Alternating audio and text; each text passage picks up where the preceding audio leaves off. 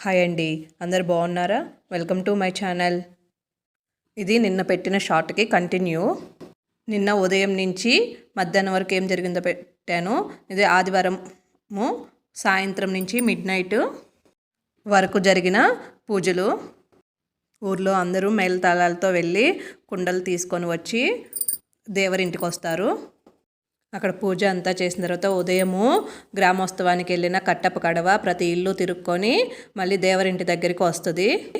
దేవరింటి నుంచి అమ్మవారికి సారె కావెళ్ళు అనేసి సారె సంబంధించిన పూజ సామాను అంతా తీసుకొని అమ్మవారి అలంకారం చేసిన బండి మీద సింహవాహనం మీద కూర్చోబెట్టి అమ్మవారి సేవ చేసిన తర్వాత అమ్మవారిని ఊరేగింపుగా గుడి దగ్గరికి తీసుకొని వెళ్తారు.